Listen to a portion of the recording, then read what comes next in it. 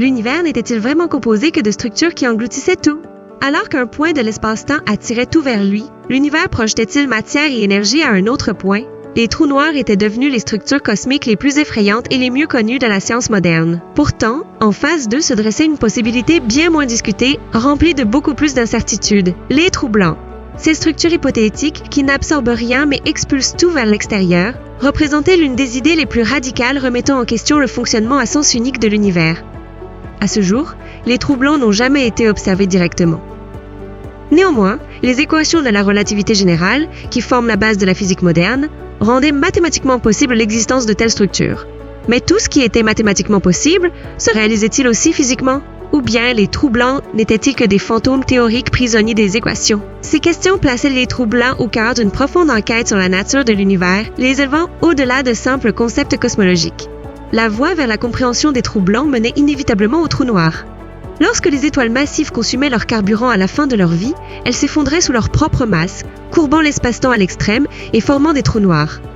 Dans ces régions, la limite appelée horizon des événements était franchie, et au-delà de cette frontière, rien, pas même la lumière, ne pouvait revenir. Les trous noirs étaient à sens unique. On pouvait entrer, mais on ne pouvait pas sortir. Cependant, en examinant les équations d'Einstein de la relativité générale, une symétrie inattendue est apparue.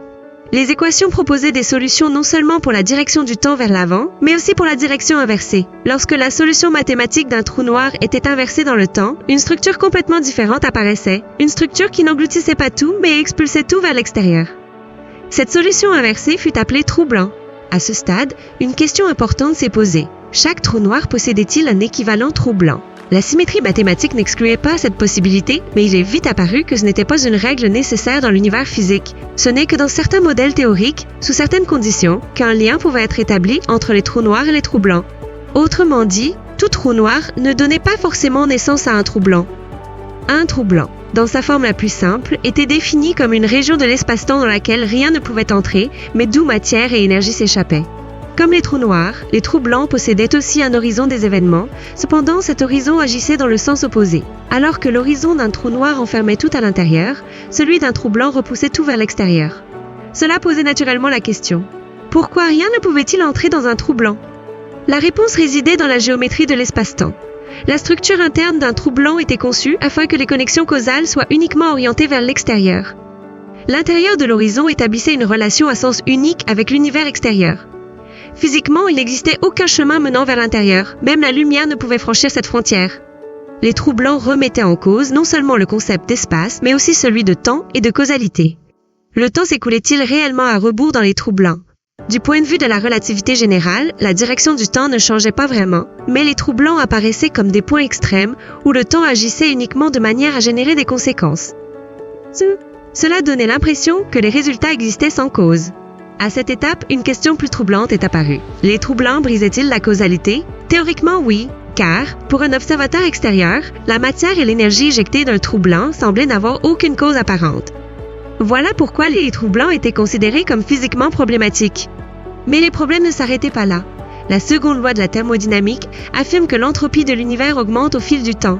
Les trous noirs étaient compatibles avec cette loi. En engloutissant tout, ils accroissaient le désordre. Les trous blancs, en revanche, exigeaient une sortie ordonnée à faible entropie, les rendant très fragiles physiquement.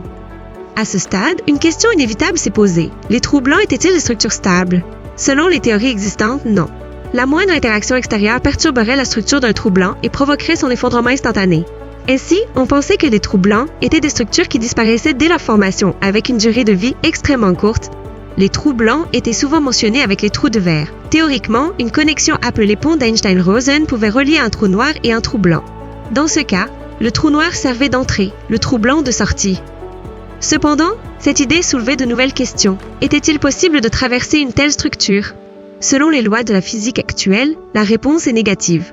Les ponts d'Einstein-Rosen sont très instables et s'effondrent instantanément dès que la matière tente de les traverser. Par conséquent, même si les trous de verre sont mathématiquement possibles, ils ne constituent pas des tunnels cosmiques praticables. La dimension la plus frappante du débat sur les trous blancs porte sur les origines mêmes de l'univers. Le Big Bang a commencé avec l'expulsion de tout à partir d'un point extrêmement dense et chaud. Cette description présente des similitudes remarquables avec le comportement d'un trou blanc. Le Big Bang était-il véritablement un gigantesque trou blanc? Cette possibilité n'a pas été totalement exclue. En fait, certains modèles suggèrent que notre univers pourrait provenir de l'intérieur d'un trou noir situé dans un autre univers. Mais ici, une question cruciale s'est posée. Si le Big Bang était un trou blanc, ce processus est-il toujours en cours? Selon les modèles cosmologiques, ce processus ne concerne que les premiers instants de l'univers. L'expansion que nous observons aujourd'hui ne résulte plus d'un flux de type trou blanc, mais des dynamiques générales de l'univers. À ce jour, il n'y a pas eu d'observation directe de trous blancs. Parmi les raisons, citons leur durée de vie extrêmement courte, leur absence de signature distinctive et le fait que les télescopes actuels ne peuvent pas clairement distinguer de tels événements. Pourtant, cette question demeure. Serait-il possible de détecter les trous blancs à l'avenir? Théoriquement, cette possibilité n'est pas entièrement exclue. Des détecteurs de rayons gamma plus sensibles et les progrès des théories de la gravité quantique pourraient servir à identifier des signaux uniques aux trous blancs. Mais pour le moment, cela reste une possibilité bien lointaine. Ces dernières années, les approches de la gravité quantique ont ajouté une nouvelle dimension au concept de trou blanc. Selon ces modèles, au lieu de disparaître complètement, les trous noirs pourraient passer à une phase de trou blanc sur des échelles de temps extrêmement longues. Cela répond à une autre question. Les trous blancs se forment-ils après les trous noirs? Selon certaines théories, oui. Cependant, cette transformation pourrait prendre des milliers de milliards d'années et serait quasiment imperceptible pour un observateur extérieur. Cela pourrait expliquer pourquoi les trous blancs n'ont pas encore été reconnus. En conclusion, les trous blancs demeurent l'un des concepts les plus radicaux, suggérant que l'univers pourrait contenir non seulement des structures absorbantes, mais aussi des structures expulsives. Même s'ils n'ont pas encore été observés, ces structures qui interrogent la direction du temps, la causalité et l'origine cosmique continuent de repousser les frontières de la physique moderne. Une chose est certaine, les trous blancs représentent l'une des frontières intellectuelles les plus lointaines atteintes par l'esprit humain dans sa quête de compréhension de l'univers. J'ai partagé ici ce que l'on se demande sur l'une des structures les plus extraordinaires de l'univers, les trous blancs. Si vous souhaitez voir plus de contenu de ce type, n'oubliez pas d'aimer et de vous abonner. J'attends vos questions et commentaires.